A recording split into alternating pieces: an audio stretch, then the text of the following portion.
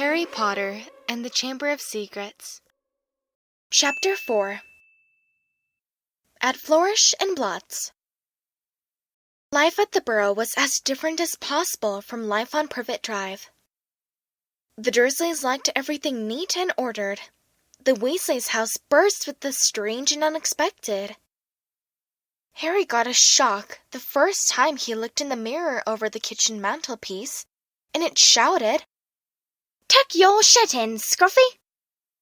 The ghoul in the attic howled and dropped pipes whenever he felt things were getting too quiet, and small explosions from Fred and George's bedroom were considered perfectly normal. What Harry found most unusual about life at Ron's, however, wasn't the talking mirror or the clanking ghoul. It was the fact that everybody there seemed to like him. Mrs. Weasley fussed over the state of his socks and tried to force him to eat 4th helpings at every meal. Mr. Weasley liked Harry to sit next to him at the dinner table so that he could bombard him with questions about life with Muggles, asking him to explain how things like plugs and the postal service worked. "Fascinating," he would say, as Harry talked him through using a telephone. "Ingenious, really. How many ways Muggles have found of getting along without magic." Harry heard from Hogwarts one sunny morning about a week after he had arrived at the Burrow. He and Ron went down to breakfast to find Mr. and Mrs. Weasley and Ginny already sitting at the kitchen table. The moment she saw Harry, Ginny accidentally knocked her porridge bowl to the floor with a loud clatter. Ginny seemed very prone to knocking things over whenever Harry entered a room. She dived under the table to retrieve the bowl and emerged with her face glowing like the setting sun. Pretending he hadn't noticed this, Harry sat down and took the toast Mrs. Weasley offered him. "Letters from school," said Mr. Weasley, passing Harry and Ron identical envelopes of yellowish parchment, addressed in green ink. "Dumbledore already knows you're here, Harry. Doesn't miss a trick, that man. You two've got them too," he added, as Fred and George ambled in, still in their pajamas.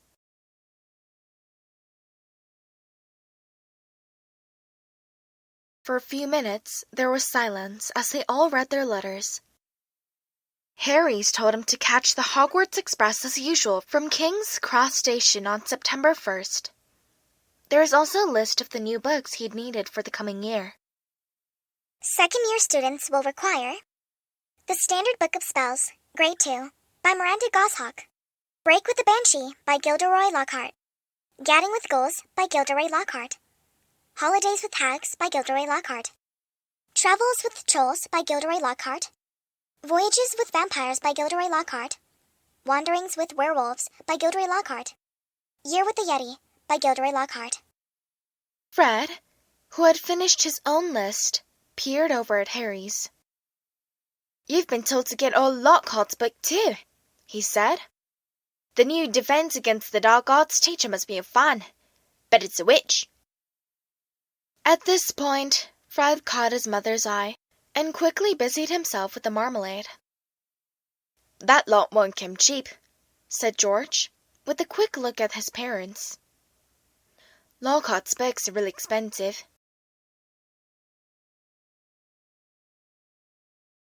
"Well, we'll manage," said Mrs. Weasley, but she looked worried. "I expect we'll be able to pick up a lot of Ginny's things second-hand." "Are you starting at Hogwarts this year?" Harry asked Ginny. She nodded, blushing to the roots of her flaming hair, and put her elbow in the butter dish. Fortunately, no one saw this except Harry, because just then, Ron's elder brother, Percy, walked in. He was already dressed, his Hogwarts prefect badge pinned to his sweater vest. "Morning, y'all," said Percy briskly. "Lovely day." He sat down in the only remaining chair, but leapt up again almost immediately, pulling from underneath him a molting, gray feather duster. At least, that was what Harry thought it was until he saw that it was breathing. "Errol!" said Ron. taking the limp owl from Percy and extracting a letter from under its wing. Finally! He's got Hermione's answer. I wrote to her saying we were going to try and rescue you from the Dursleys. He carried Errol to a perch just inside the back door and tried to stand him on it, but Errol flopped straight off again, so Ron laid him on the draining board instead, muttering, Pathetic. Then he ripped open Hermione's letter and read it out loud. Dear Ron, and Harry if you're there. I hope everything went all right then, that Harry is okay, and that you didn't do anything illegal to get him out, Ron, because that would get Harry into trouble too. I've been really worried, and if Harry's all right, will you please let me know at once? But perhaps it would be better if you used a different owl, because I think another delivery might finish your one off. I'm very busy with schoolwork, of course. How can she be? Said Ron in horror. We're on vacation! And we're going to London next Wednesday to buy my new books. Why don't we meet in Diagon Alley? Let me know what's happening as soon as you can. Love from Hermione. Well, that fits in nicely. We can go and get all your things then, too, said Mrs. Weasley, starting to clear the table. What are you all up to today? Harry, Ron, Fred, and George were planning to go up the hill to a small paddock the Weasleys owned. It was surrounded by trees that blocked it from the view of the village below, meaning that they could practice Quidditch there, as long as they didn't fly too high. They couldn't use real Quidditch balls, which would have been hard to explain if they had escaped and flown away over the village. Instead, they threw apples for one another to catch. They took turns riding Harry's Nimbus 2000, which was easily the best broom. Ron's old shooting star was often outstripped by passing butterflies. 5 minutes later, they were marching up the hill, broomsticks over their shoulders.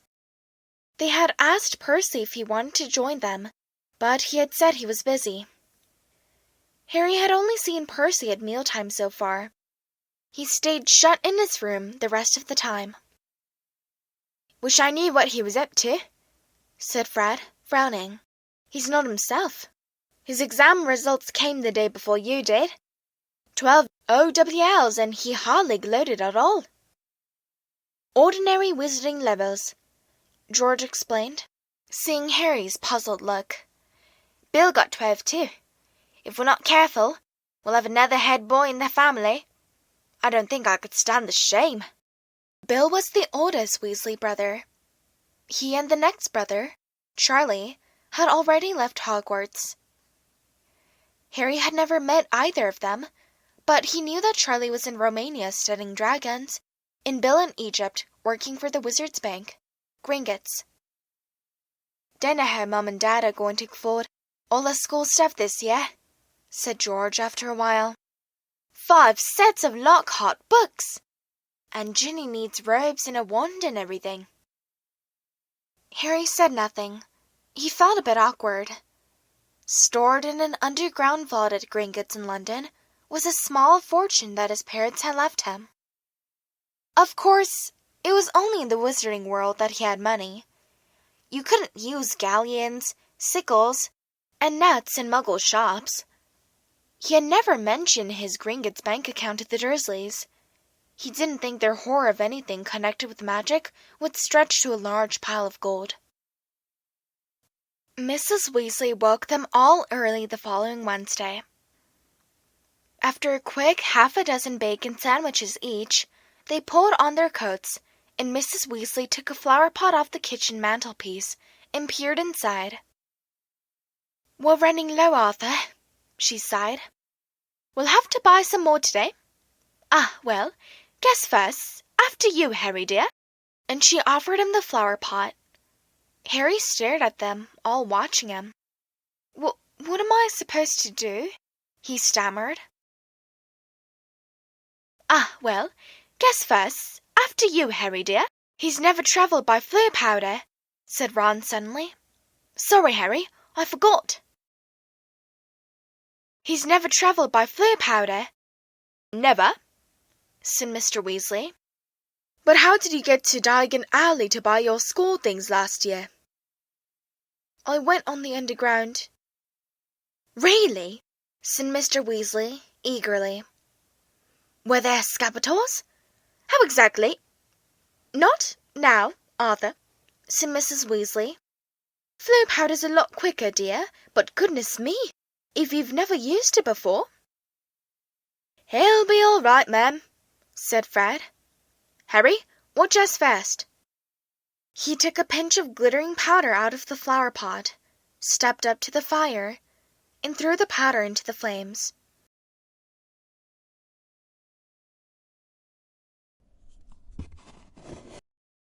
With a roar, the fire turned emerald green and rose higher than Fred, who stepped right into it, shouted, "Diagon Alley!"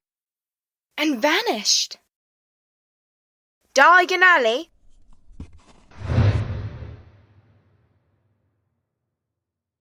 "You must speak clearly, dear," Mrs. Weasley told Harry, as George dipped his hand into the flower pot. "And be sure to get out at the right grate." "The right what?" said Harry nervously, as the fire roared and whipped George out of sight too. "Well, there are an awful lot of wizard fires to choose from, you know, but as long as you've spoken clearly—" "He'll be fine, Molly, don't fuss," said Mr. Weasley, helping himself to Floo powder too. "But, dear, if he got lost, how would we ever explain to his aunt and uncle?" "They wouldn't mind," Harry reassured her. "Dudley would think it was a brilliant joke if I got lost up a chimney. Don't worry about that."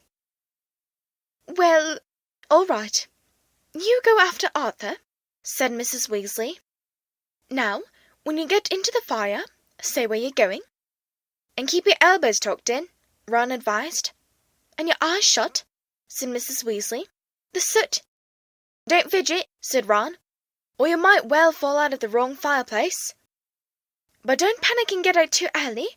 Wait until you see Fred and George." Trying hard to bear all this in mind, Harry took a pinch of Floo powder and walked to the edge of the fire.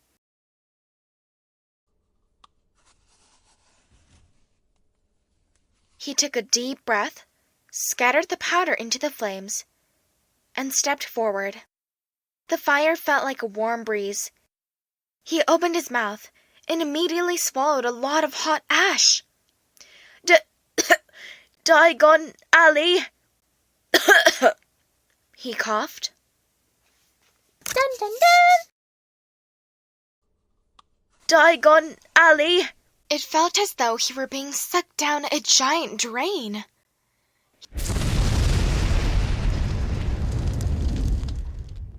He seemed to be spinning very fast. The roaring in his ears was deafening. He tried to keep his eyes open, but the whirl of green flames made him feel sick. Something hard knocked his elbow, and he tucked it in tightly, still spinning and spinning. Now it felt as though cold hands were slapping his face. Squinting through his glasses, he saw a blurred stream of fireplaces and snatched glimpses of the rooms beyond. His bacon sandwiches were churning inside him. He closed his eyes again, wishing it would stop, and then he fell, face forward, onto cold stone and felt the bridge of his glasses snap.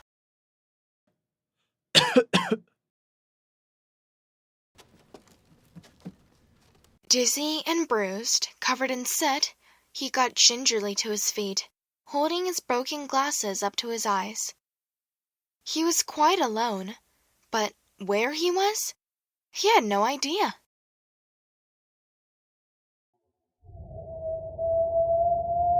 All he could tell was that he was standing in the stone fireplace of what looked like a large, dimly lit wizard shop, but nothing in here was ever likely to be on a Hogwarts school list.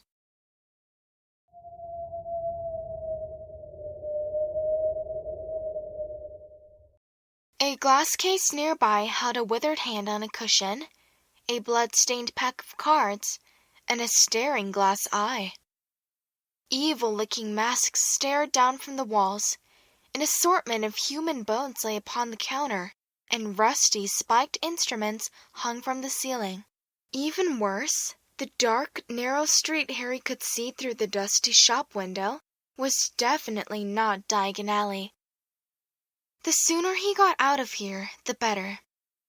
Nose still stinging where it had hit the hearth, Harry made his way swiftly and silently toward the door, but before he'd got halfway toward it, 2 people appeared on the other side of the glass, and one of them was the very last person Harry wanted to meet when he was lost, covered in soot, and wearing broken glasses. Draco Malfoy.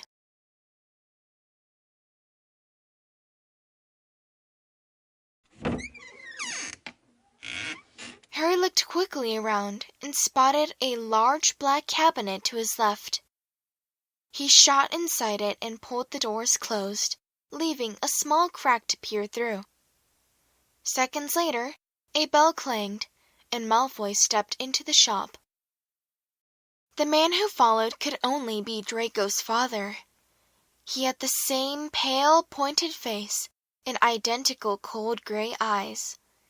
Mr. Malfoy crossed the shop, looking lazily at the items on display, and rang a bell on the counter before turning to his son and saying, "Touch nothing, Draco." "Touch nothing, Draco." Malfoy, who had reached for the glass eye, said, "I thought you were going to buy me a present." "I said I would buy you a racing broom," said his father, drumming his fingers on the counter. "What's the good of that if I'm not on the house team?" said Malfoy, looking sulky and bad-tempered. "Harry Potter got an Nimbus 2000 last year. Special permission from Dumbledore so he could play for Gryffindor. He's not even that good. It's just because he's famous. Famous for having a stupid scar on his forehead." Malfoy bent down to examine a shelf full of skulls. "Everyone thinks he's so smart. Wonderful Potter with his scar on his broomstick." "You have told me this at least a dozen times already," said Mr. Malfoy, with a quelling look at his son. "And I would remind you that it is not prudent to appear less fond of Harry Potter, not when most of our kind regard him as the hero who made the Dark Lord disappear." "Ah, Mr. Borgin." A stooping man had appeared behind the counter, smoothing his greasy hair back from his face. "Mr. Malfoy, what a pleasure to see you again," said Mr. Borgin, in a voice as oily as his hair. "Delighted, and young Master Malfoy too, charmed." "Mr. Malfoy, what a pleasure to see you again. How may I be of assistance? I must show you just in today a very reasonably priced—" "I'm not buying today, Mr. Borgin, but selling," said Mr. Malfoy. "Selling?" The smile faded slightly from Mr. Borgin's face. "You have heard, of course, that the Ministry is conducting more raids," said Mr. Malfoy, taking a roll of parchment from his inside pocket and unraveling it for Mr. Borgin to read. "You have heard, of course, that the Ministry is conducting more raids. I have a few, items at home that might embarrass me, if the Ministry were to call." Mr. Borgin fixed a pair of pince-nez to his nose and looked down the list. "The Ministry wouldn't presume to trouble you, sir, surely?" Mr. Malfoy's lip curled. "I have not been visited yet. The name Malfoy still commands a certain respect, yet the Ministry grows ever more meddlesome. There are rumours about a new Muggle Protection Act. No doubt that flea-bitten, Muggle-loving fool Arthur Weasley is behind it." Harry felt a hot surge of anger. "And as you see, certain of these poisons might make it appear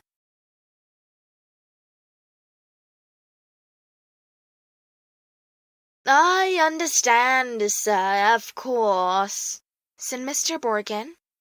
Let me see. Can I have that? Interrupted Draco, pointing at the withered hand on its cushion. Ah, the hand of glory, said Mr. Borgin, abandoning Mr. Malfoy's list and scurrying over to Draco. Insert a candle, and it gives light only to the holder. Best friend of thieves and plunderers, your son has fine taste, sir. I hope my son will amount to more than a thief or plunderer, Borgin, said Mr. Malfoy coldly, and Mr. Borgin said quickly, No offence, sir, no offence meant. Though if his grades don't pick up, said Mr. Malfoy, more coldly still, that may indeed be all he is fit for. It's not my fault, retorted Draco. The teacher's all her favourites, that Hermione Granger. I would have thought you'd be ashamed that a girl of no wizard family beat you in every exam, snapped Mr. Malfoy. Ha! said Harry under his breath, pleased to see Draco looking both abashed and angry. It's the same all over, said Mr. Borgin in his oily voice. Wizard blood is counting for less everywhere.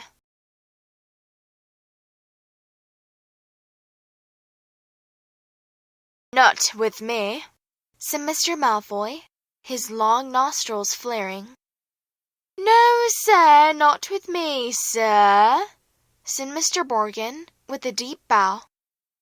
In that case, perhaps we can return to my list, said Mr. Malfoy shortly. I am in something of a hurry, Borgin. I have important business elsewhere today. They started to haggle. Harry watched nervously as Draco drew nearer and nearer to his hiding place, examining the objects for sale. Draco paused to examine a long coil of hangman's rope and to read, smirking, the card propped on a magnificent necklace of opals. Caution, do not touch, cursed, has claimed the lives of 19 Muggle owners to date. Draco turned away and saw the cabinet right in front of him. He walked forward.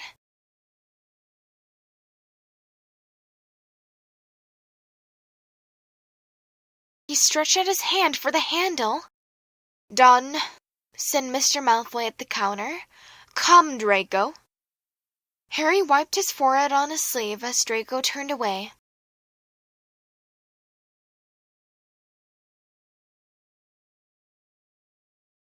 Good day to you, Mr. Borgin.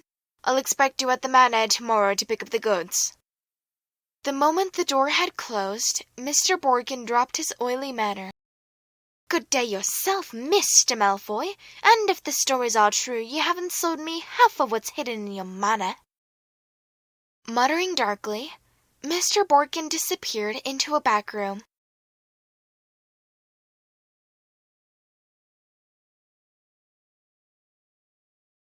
Harry waited for a minute in case he came back. Then, quietly as he could, slipped out of the cabinet, past the glass cases, and out of the shop door.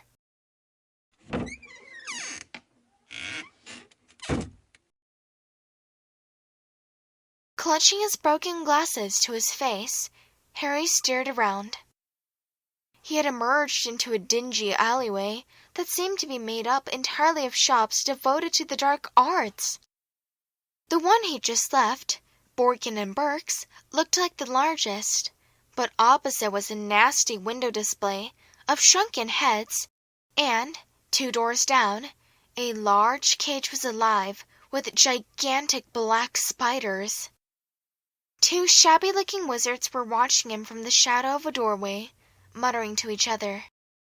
Feeling jumpy, Harry set off, trying to hold his glasses on straight and hoping against hope he'd be able to find a way out of here.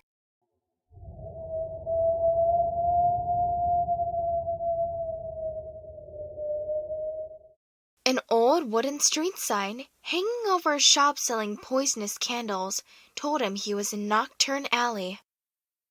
This didn't help, as Harry had never heard of such a place.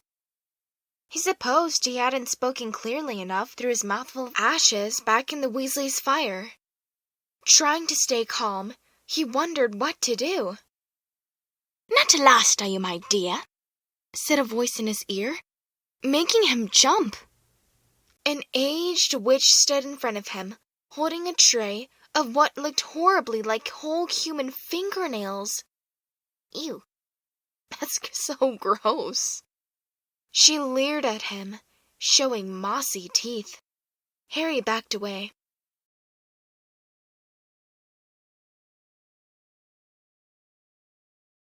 "I'm fine, thanks," he said. "I'm just—" "Harry, what do you think you're doing down there? What do you think you're doing down there?"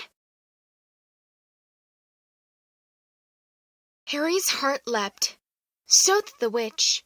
A load of fingernails cascaded down over her feet, and she cursed as the massive form of Hagrid, the Hogwarts gamekeeper, came striding toward them, beetle-black eyes flashing over his great bristling beard. "Hagrid!" Harry croaked in relief. "I was lost. Fleur powder." Hagrid seized Harry by the scruff of the neck and pulled him away from the witch, knocking the tray right out of her hands. Her shrieks followed them all the way along the twisting alleyway out into bright sunlight. Harry saw a familiar snow-white marble building in the distance, Gringotts Bank. Hagrid had steered him right into Diagon Alley.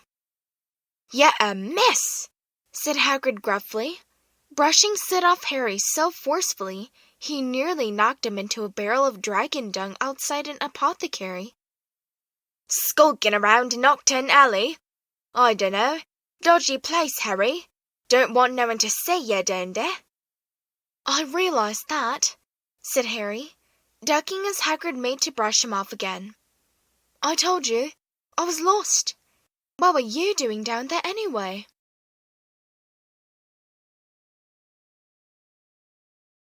"I was looking for flesh-eating slug repellent," growled Hagrid. "They're ruining the school cabbages. You're not on your own." "I'm staying with the Weasleys, but we got separated," Harry explained. "I've got to go and find them." They set off together down the street. "How come you never wrote back to me?" said Hagrid, as Harry jogged alongside him. He had to take 3 steps to every stride of Hagrid's enormous boots. Harry explained all about Dobby and the Dursleys. "Lousy muggles," growled Hagrid. "If I'd have known." Harry, over here!" Harry looked up and saw Hermione Granger standing at the top of the white flight of steps to Gringotts. She ran down to meet them, her bushy brown hair flying behind her. Harry! "What happened to your glasses? What happened to your glasses?"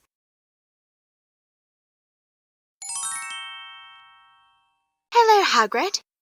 Oh, it's so wonderful to see you two again." "Hello, Hagrid. Oh, it's so wonderful to see you two again. Are you coming into Gringotts, Harry?" "As soon as I've found the Weasleys," said Harry. "You won't have long to wait," Hagrid said with a grin. Harry and Hermione looked around.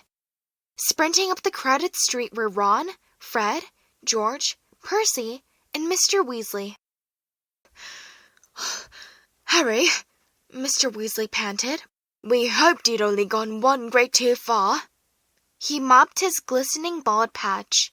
"Molly's frantic. She's coming now."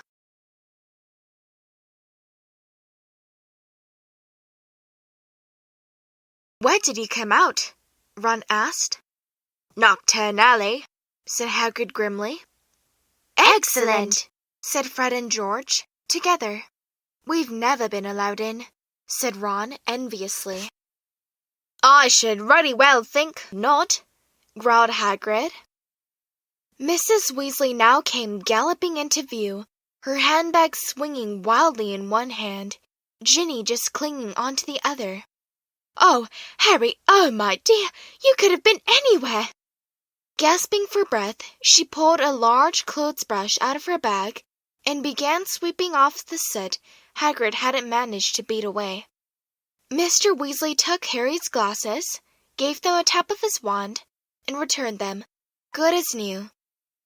Well, gotta be off, said Hagrid, who was having his hand wrung by Mrs. Weasley. Knockturn Alley, if you hadn't found him, Hagrid! See ya at Hogwarts! And he strode away, head and shoulders taller than anyone else in the packed street. Guess who I saw in Bogan and Beck's? Harry asked Ron and Hermione as they climbed the gringotts steps. Malfoy and his father. Did Lucius Malfoy buy anything? Said Mr. Weasley sharply behind them. No, he was selling. So he's worried, said Mr. Weasley with grim satisfaction. Oh, I'd love to get Lucius Malfoy for something. You be careful, Arthur, said Mrs. Weasley sharply as they were bowed into the bank by a goblin at the door. That family's trouble. Don't go biting off more than you can chew. So you don't think I'm a match for Lucius Malfoy? Said Mr. Weasley indignantly, but he was distracted almost at once by the sight of Hermione's parents, who were standing nervously at the counter that ran all along the great marble hall, waiting for Hermione to introduce them. But you're muggles, said Mr. Weasley delightedly. We must have a drink. What's that you've got there? Oh, you're changing muggle money. Molly, look! He pointed excitedly at the 10-pound notes in Mr. Granger's hand. Meet you back here, Ron said to Hermione, as the Weasleys and Harry were led off to their underground vaults by another Gringotts goblin.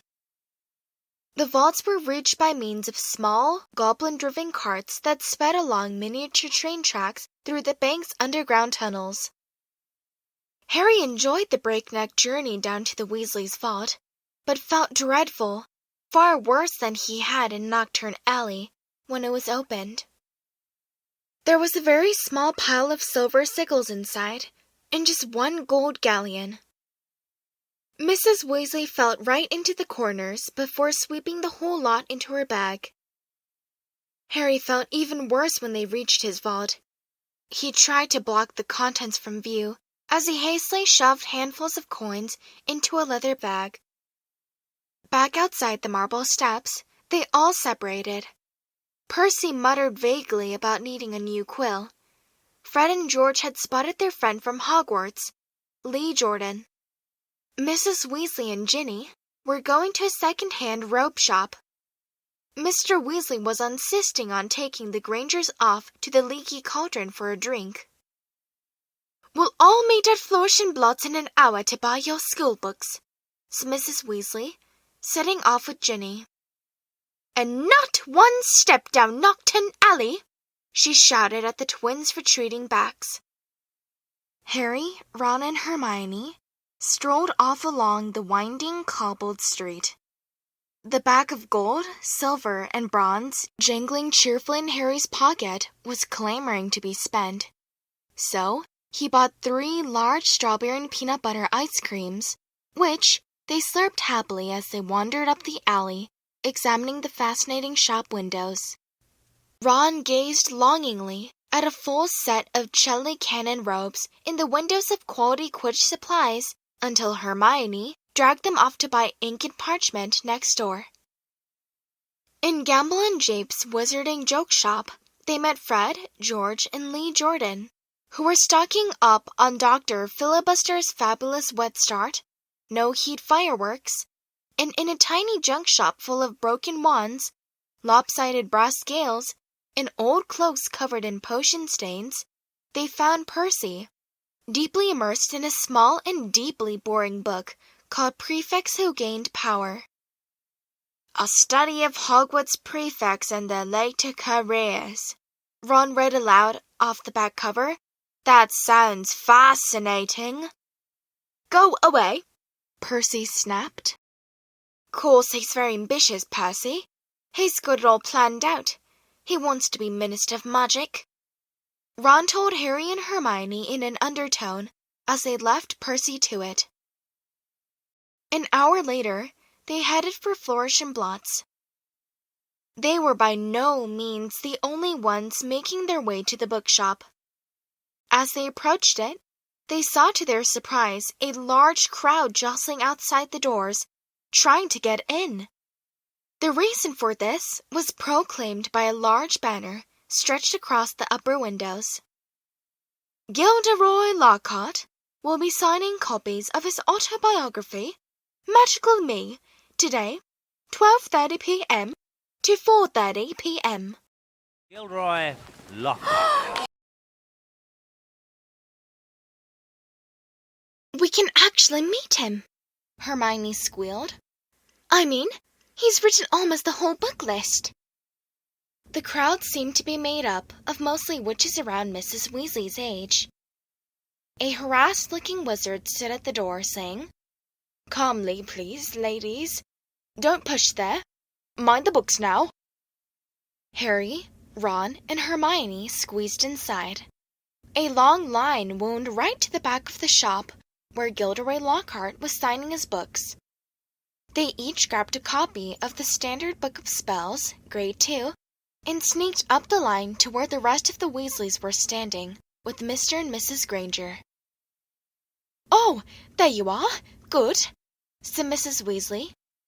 She sounded breathless and kept patting her hair. We'll be able to see him in a minute. Gilderoy Lockhart came slowly into view, seated at a table surrounded by large pictures of his own face, all winking and flashing dazzlingly white teeth at the crowd. The real Lockhart was wearing robes of forget-me-not blue that exactly matched his eyes. His pointed wizard's hat was set at a jaunty angle on his wavy hair. A short, irritable-looking man was dancing around taking photographs with a large black camera that emitted puffs of purple smoke with every blinding flash. Out of the way there, he snarled at Ron, moving back to get a better shot. This is for the Daily Prophet. Big deal, said Ron, rubbing his foot where the photographer had stepped on it.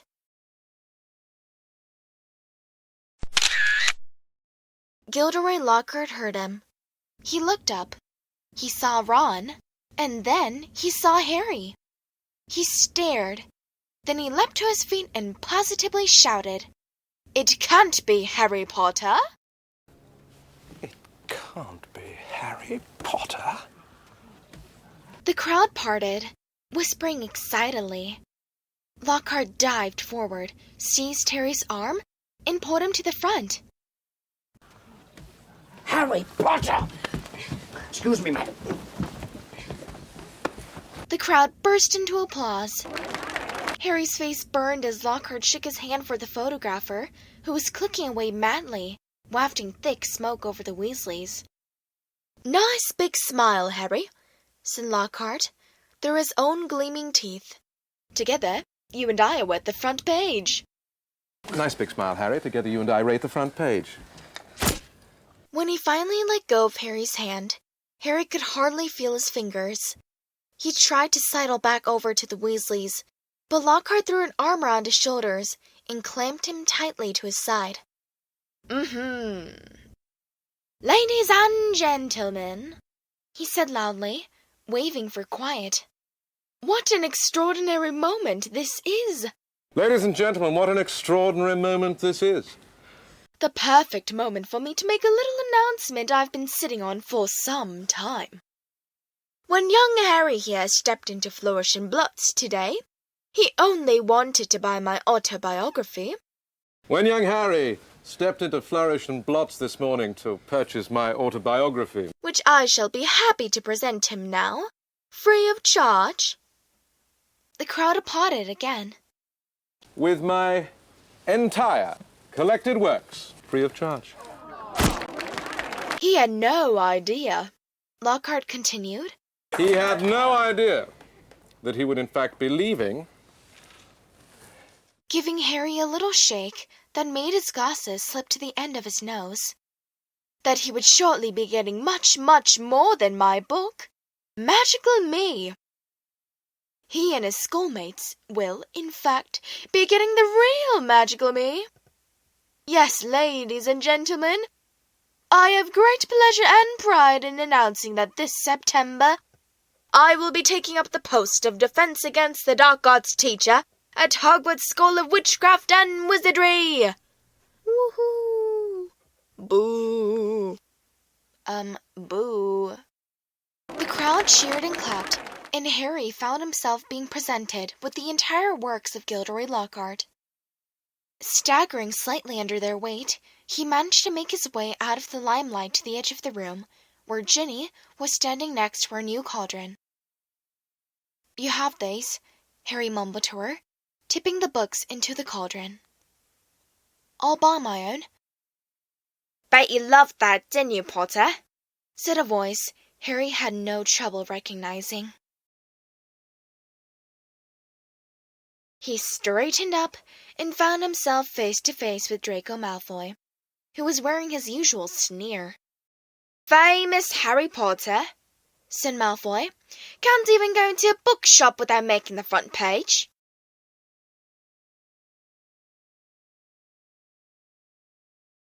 Leave him alone. He didn't want all that, said Ginny. It was the first time she had spoken in front of Harry. She was glaring at Malfoy. Potter, you've got yourself a girlfriend, drawled Malfoy. Ginny went scarlet as Ron and Hermione fought their way over, both clutching stacks of Lockhart's books. Oh, it's you, said Ron, looking at Malfoy as if he were something unpleasant on the sole of his shoe.